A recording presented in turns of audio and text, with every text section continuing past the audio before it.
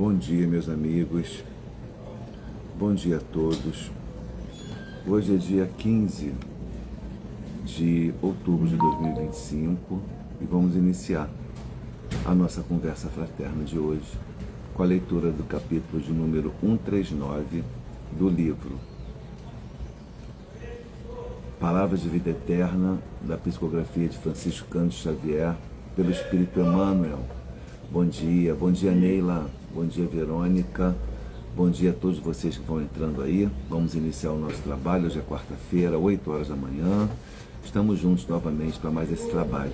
Eu quero agradecer a presença de todos e quero começar a leitura do capítulo, como eu disse anteriormente, 139 do livro Palavras de Vida Eterna, da psicografia de Francisco Cândido Xavier, pelo Espírito Emmanuel. E esse capítulo tem como título Religião Pura. A mensagem é de Tiago, em sua Carta Universal, capítulo 1, versículo 27, que diz: a religião pura e imaculada para com Deus, o Pai, é esta, : visitar os órfãos e as viúvas nas suas tribulações e guardar-se da corrupção do mundo. Mensagem de Tiago, em sua primeira epístola, capítulo 1, versículo 27. Bom dia, Madé, bom dia, seu José Reginaldo, Dona Conceição. A religião pura e imaculada para com Deus, o Pai, é esta: visitar os órfãos e as viúvas nas suas tribulações e guardar-se da corrupção do mundo. Tiago é aquele apóstolo que diz que sem caridade não tem, que a fé sem caridade é fé morta. Vamos ver o que Emmanuel fala a respeito dessa mensagem de Tiago. Religião, diante das criaturas humanas, pode envolver atitudes diversas. Polemicar em torno dos tributos de Deus, aditar interpretações individuais às revelações sublimes, centralizar a mente na exegese, na profundidade, esquecendo o restante, consumir a existência em casuísmo, reexaminar princípios veneráveis em horas certas, atender a ritualismo, enriquecer a simbologia, adotar posturas convencionais, cultivar penitências vazias, levantar monumentos de pedra.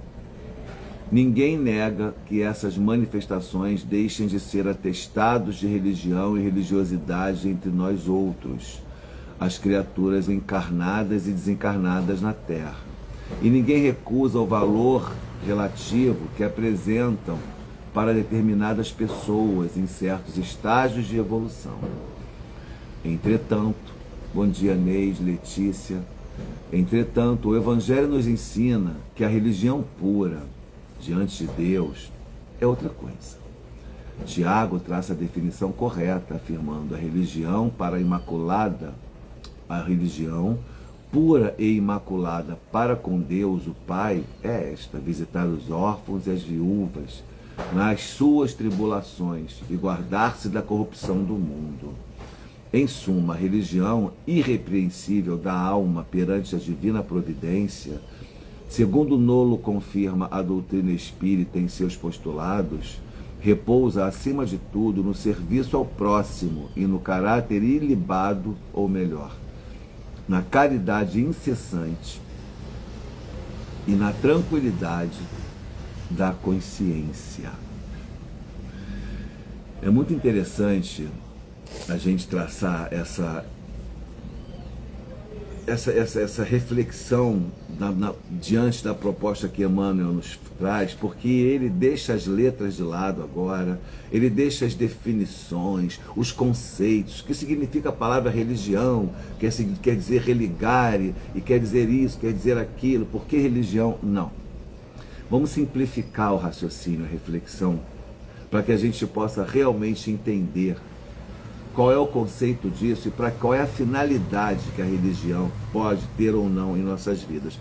Ele começa dizendo que não há que se negar que a religião tem ritualísticas, a religião tem seus conceitos, tem seu pragmatismo, tem as suas questões, e está tudo bem. O que ela não pode, o que nenhuma religião pode, é enevoar o seu cerne, a sua finalidade, o seu mérito, a sua essência. Qual é a essência da religião?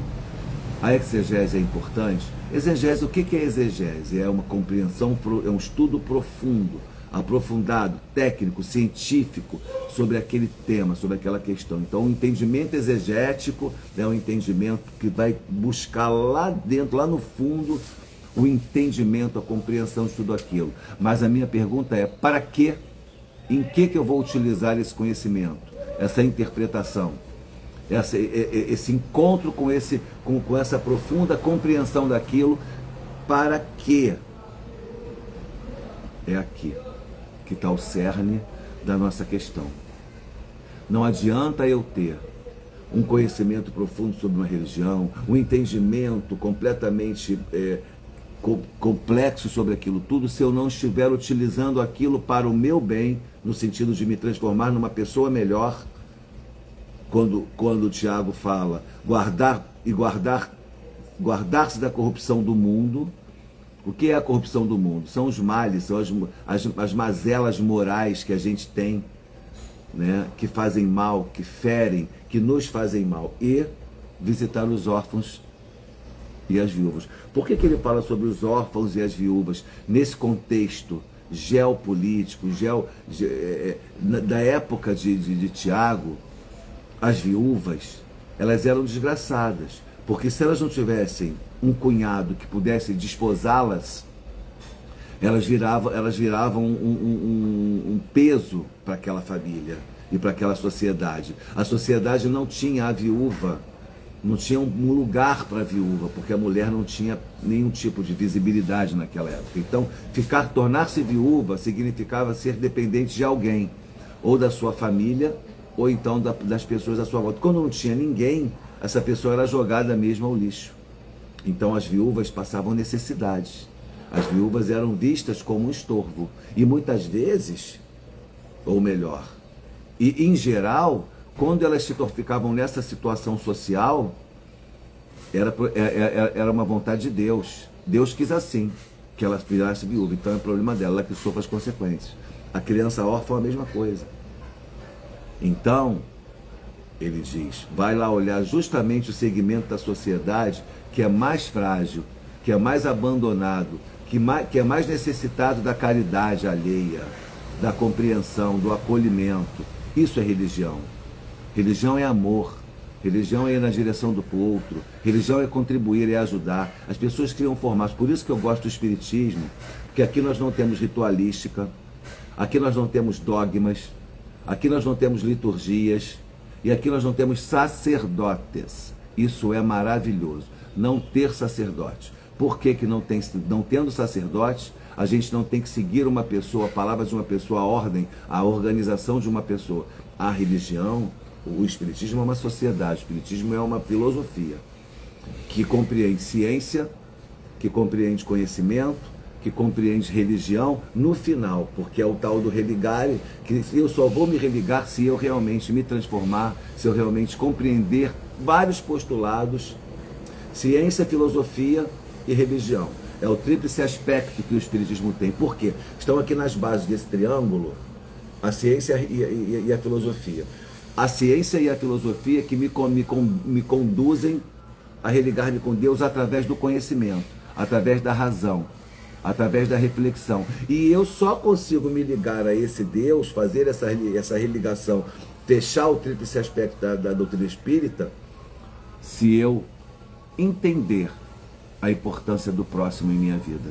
Se eu entender a necessidade que eu tenho de mudar os meus comportamentos, os meus postulados, os meus paradigmas, as minhas vontades, as minhas reflexões precisam ser feitas na direção dessa evolução, desse progresso. É muito interessante que ele fala aqui, religião diante das criaturas humanas pode envolver atitudes diversas. Então ele fala sobre polemizar em torno de atributos de Deus. As pessoas polemizam. Para que eu vou ficar discutindo? Se você chama Deus de pedra, o outro chama Deus de Jeová, o outro chama Deus de Deus, o outro chama de natureza, de universo, de Oxalá, de Orumilá. Em que isso vai mudar a essência do que é ser Deus? Está te fazendo bem, Orumilá? Então vai lá, cultua Orumilá. Está te fazendo bem a pedra? Cultua a pedra. Está te fazendo bem o Deus? Está te fazendo bem o universo? É isso aí, Deus é o universo, Deus é o que você quiser, contanto que essa diretriz, que essa perspectiva te leve ao bem, te leve a boas atitudes, a boas condutas, a caridade, a desenvolvimento de sentimentos nobres como o amor, a compaixão, a compreensão, o perdão, a resignação, dependendo das circunstâncias. Te leve a uma paz interior, te leve a uma vontade de ter o outro do seu lado e ajudar e contribuir, te leve ao respeito ao próximo, respeito aos animais, respeito ao universo, respeito ao meio ambiente. E que adianta ser cristão e tacar latinha de cerveja na estrada? E que adianta ser cristão e tacar fogo na mata? E que adianta ser cristão e maltratar os animais? Porque a gente pensa nessa questão, nessa relação de mão dupla, só entre os homens, só entre os seres humanos. Vamos falar da natureza, vamos falar do meio ambiente, vamos falar do respeito ao próximo. Estão lá os indígenas, lá no canto deles, não estão atrapalhando ninguém, mas o cara quer ir lá pegar as terras dele, porque nas terras do índio, do indígena, tem minerais que são extremamente valiosos e vão enriquecer aquela criatura. Então que se dane o meio ambiente, que se dane aquele povo inteiro que está naquela região, porque o importante é o bem-estar do país, o importante é o progresso. Que progresso é esse? Não é moral. Não é moral, porque se fosse moral você respeitaria o ambiente do outro. Porque se alguém vier aqui na minha casa, quiser invadir a minha casa, quebrar a minha casa toda, porque embaixo dela tem um pedaço de uma pepita de ouro, eu vou achar bonitinho? Se isso acontecer pelo Estado, o Estado vai ter que me indenizar, vai ter que me pagar por tudo que ele está destruindo. Se ele quiser tomar posse disso aqui, ele pode tomar, mas ele vai ter que pagar. Por que eu acho que então eu tenho que tirar os indígenas de qualquer lugar e tacar em outro lugar e fazer o que eu quiser com a vida deles? Eu preciso entender, enquanto pessoa que quer vivenciar uma história transcendental, uma história espiritual e possivelmente religiosa, que a minha religião tem que dizer para mim, então, de alguma maneira, que eu preciso respeitar o ser humano, respeitar o meu irmão, amar o próximo como a si mesmo. Amar a Deus acima de todas as coisas é o próximo como a si mesmo. O indígena é o próximo, o ladrão é o próximo. Aquelas pessoas que não me fazem só bem são o próximo também, são meus irmãos. Precisamos estudar a Gênese sempre para entender a obra divina. Exatamente, Letícia. A Gênese ajuda bastante a gente a compreender tudo isso. A Madé está falando, os indígenas fazem imensa caridade a nós, por todos, porque preservam o nosso maior bem, que é a natureza. Exatamente. E ainda tem esse viés que é fundamental que a gente analise. Ainda bem que tem indígenas para poder preservar o homem dele próprio, da ganância dele. Porque se não tivesse isso, nós já não teríamos mais Mata Atlântica. Vocês têm dúvida de que a Amazônia já estaria devastada se nós não tivéssemos os povos originários aqui lutando pelos seus direitos de permanecer nas suas terras? Eu não tenho a menor dúvida. Então, o que é religião pura para Tiago? É aquela que me conduz, que me compele a olhar o outro, o que tem necessidade, com amor e carinho, com caridade, e é aquela que me faz ser uma pessoa melhor. Gente, nada mais espírita do que esse pensamento de Tiago, porque nós aqui entendemos, enquanto espíritas, que a finalidade do espiritismo é justamente me levar a reflexões a respeito de mim mesmo, do melhor que eu posso fazer por mim. E saindo, eu primeiro progrido, evoluo no meu microcosmo para ir na direção do macrocosmo. Com todo esse progresso que eu faço, essa ampliação de consciência que eu tenho, eu vou para o mundo e eu vou contribuir com um mundo melhor, através das minhas ações, através do meu conhecimento, através das minhas atitudes, através dos meus recursos financeiros, que eu possa, sem me prejudicar, contribuir com o outro e assim buscar ter um mundo melhor. Construir um mundo melhor a partir do meu conceito filosófico, científico, religioso, chamado Espiritismo. Não preciso de liturgias, não preciso de dogmas, não preciso de rituais, não preciso de um sacerdote para me dizer como seguir, aonde seguir. Sabe quem é meu sacerdote aqui no Espiritismo? O livro. O Livro dos Espíritos, por exemplo, é um bom sacerdote, porque ele tem ali os postulados morais que eu preciso para refletir sobre mim mesmo e me transformar numa pessoa melhor. Mas é muito interessante que Emmanuel não condena religião nenhuma, porque elas são necessárias, porque elas são a porta de entrada para essa reflexão. O que o homem lá dentro faz com isso é outra questão, né? Então ele fala aqui, ó, a religião centraliza. Se você centralizar a sua mente na exegese, você vai perder a oportunidade de aplicar aquele conhecimento para o bem, de frutificar, de fertilizar a sua fé. É importante a gente fazer análises exegéticas, se a gente já tiver capacidade e condição para isso. Mas considerando que essas análises exegéticas precisam ter uma finalidade que é te conduzir a uma conduta, materializar a religião nas ações. Eu não lembro qual é o autor que fala isso, eu não sei se foi o Bezerra de Menezes, eu acho que foi o Dr. Bezerra de Menezes que diz, numa certa vez, numa dessas suas comunicações mediúnicas maravilhosas, eu acho que foi Bezerra que diz, dia chegará em que o homem não vai mais estudar o Evangelho. Olha o que ele diz, dia chegará que o homem não vai mais estudar o Evangelho, porque o Evangelho estará vivo no seu coração e ele será a própria representação do Evangelho nas suas atitudes. Ele fará tudo o que está no Evangelho sem precisar ir lá lembrar. Por que a gente estuda o Evangelho? Porque a gente está aprendendo ainda.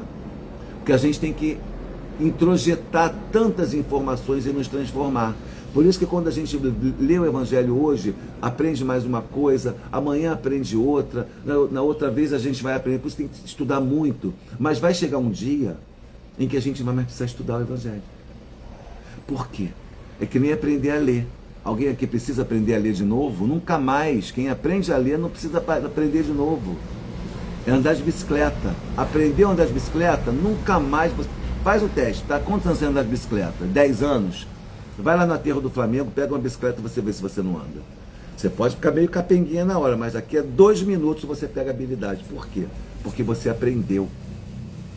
Então o dia que nós aprendermos o Evangelho, ele vai ficar vivo em nós. E as nossas atitudes serão todas a partir desse Evangelho. E aí a gente não vai precisar sentar para estudar o Evangelho. Precisa ter religião para estudar o Evangelho? Qual é a essência da nossa religião judaico-cristã? O Evangelho de Jesus. Então, eu não preciso estar sentado dentro de numa igreja, num templo, num centro espírita, para poder estudar o Evangelho. Eu posso muito bem estudar ele na minha própria casa, contanto que eu aprenda. E agora também não adianta eu ficar decorando capítulos, versículos para fazer discursos, porque isso vai ser vazio se eu não estiver aplicando em mim e saindo através. O Evangelho tem que sair de mim através das minhas atitudes, da minha conduta. Atitudes com o outro e conduta moral, conduta ética. Vamos até tirar o moral, porque a moralidade ela está relacionada com os hábitos, com os costumes de uma sociedade. Agora a ética não. A ética é universal. O que Jesus nos propõe é uma conduta ética, universalizada de amor e caridade. E isso eu posso ter, independentemente de religião. É isso que Emmanuel quer nos dizer aqui hoje. Não ataquemos religião nenhuma, aceitemos todas elas, porque são todas necessárias nesse momento do nosso processo adiante, no processo evolutivo. Mas lembremos que não precisamos delas para sermos bons, para acessarmos o Evangelho, para querermos ser pessoas melhores. Há muitos ateus que são muito bons e há muitos religiosos que são péssimos. Portanto, ela não é garantia, religião nenhuma é garantia de progresso, de moralidade, de senso ético. porque depende de como você vai interpretar as escrituras, as ritualísticas, a própria liturgia de cada religião. Ninguém nega que essas manifestações deixem de ser atestadas de religião e religiosidade entre nós outros, as criaturas encarnadas e desencarnadas na Terra. E ninguém recusa o valor relativo que apresentem para determinadas pessoas em certos estágios da evolução. Tem pessoas que ainda precisam da religião para conseguir alcançar algum contato com o sagrado, com a divindade, com seja lá o que você queira chamar. Mas é importante entender que o Evangelho nos ensina que a religião pura diante de Deus é outra coisa. A religião pura diante de Deus é a caridade, é o amor ao próximo, e é o esforço que nós fazemos diariamente por domar as nossas más inclinações, por nos transformar em pessoas melhores. É a busca do conhecimento, da cultura, da instrução. Isso é a religião, mas sobretudo é a caridade. É o amor ao próximo, é o despertamento de um amor muito maior, muito mais sublime do que o que a gente tem. Essa face de amor que a gente ainda tem é muito tímida diante do amor universal, do amor pleno. E nós estamos caminhando nesse sentido. A religião irrepreensível da alma perante a divina providência, segundo Nolo confirma a doutrina espírita em seus postulados, repousa, acima de tudo, no serviço ao próximo e no caráter ilibado, ou melhor, na caridade incessante e na tranquilidade da consciência. Está com a consciência limpa? Está tudo certo? Não enganou ninguém? Não roubou, não furtou, não vilipendiou ninguém? Parabéns. Fez caridade? Olhou para o próximo com amor? Se preocupou com a dor do outro e foi lá e ajudou? É isso que o Espiritismo nos propõe como religião. Fora da caridade, não há salvação. Vamos ficando por aqui. Bom dia, Bruno. Bom dia, Ronaldo. Letícia, querida. Bom dia a vocês que foram entrando enquanto nós falávamos. Agradeço a presença de todos. Para encerrar, vamos agora fazer a leitura do livro Minutos de Sabedoria, de Carlos Torres Pastorino, capítulo 213. Mantenha-se calmo e sereno em qualquer circunstância. Quando qualquer aborrecimento atingir como primeiro remédio, procure conter-se. Quando qualquer aborrecimento o atingir, como primeiro remédio, procure conter o seu corpo físico. Não fique passeando de um lado para outro, torcendo as mãos e esmurrando a mesa. Não. Sente-se e esforce-se por ficar imóvel alguns minutos. Verá como conseguirá grande parte de sua serenidade. Mantenha-se calmo o mais possível e o problema se resolverá por si. Mensagem dada pela espiritualidade para esta quarta-feira, ensolarada no Rio de Janeiro. Eu desejo a todos um ótimo dia, que possamos nos encontrar aqueles que estão no nosso estudo à noite, às 20 horas, do livro Ação e Reação. Quero lembrar que amanhã, quinta-feira, nós teremos reunião pública na nossa casa às 19 horas. Vamos receber a Vânia, uma companheira que vem pelo CERJ para a nossa jornada Allan Kardec. Convido todos vocês a participarem desse trabalho, dessa reunião. Vai ter passe. E também amanhã nós iniciaremos o curso da vida e obra de Ivone do Amaral Pereira, com a nossa querida Denise Correia, autora da obra Leila e outras mais. Vai ser presencial e também virtual, vai ser híbrida essa atividade, portanto, quem não puder comparecer pode participar pelo Meet. Nós estamos ainda com as inscrições abertas, se quiserem é gratuito, é só entrar em contato pelo nosso Instagram, que nós faremos a inscrição. Vai ser de 17 horas às 18h30 esse encontro aqui na nossa casa, mas também pelo Google Meet. Portanto, não percam essa grande oportunidade de estudar a vida e a obra dessa grande médium com uma especialista na matéria. A Denise é uma estudiosa, ela estuda a vida de Ivone há anos. Eu tenho certeza que vai ser um grande momento nosso aqui na nossa casa. Já temos 41 pessoas inscritas e convidamos quem mais quiser participar. Sim, gratidão também, querida Verônica, gratidão, Letícia. Um beijo no coração, meus amigos e minhas amigas. Paz e bem. Até a próxima.